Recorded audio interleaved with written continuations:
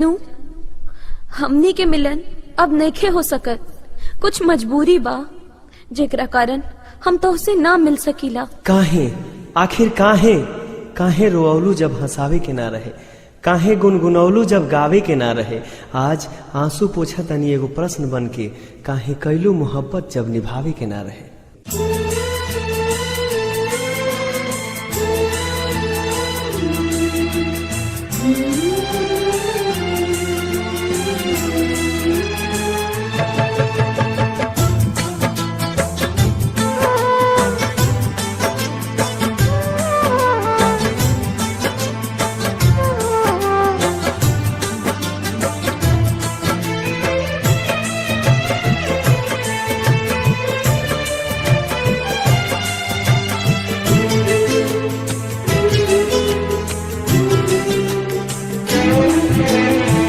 सनहिया लगावल बहुत बात नइखे, सनहिया लगावल बहुत बात नइखे। नजरिया चुरावल बहुत बात होला, केहू के मुआवल बहुत बात नइखे। मुआ के जियावल बहुत बात होला।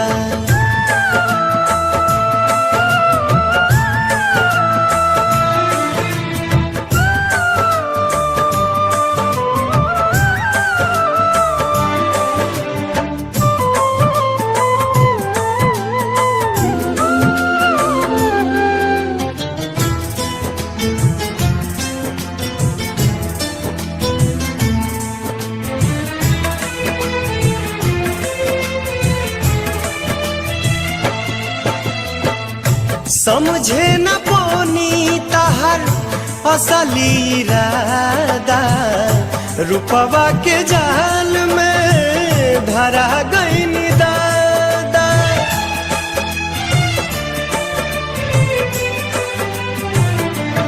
ओ समझे न पोनी तहर असली इरादा, रूपवा के जाल में धरा गईन दादा। केहू के रोआवल बहुत बात नइखे, केहू के रोआवल बहुत बात नइखे।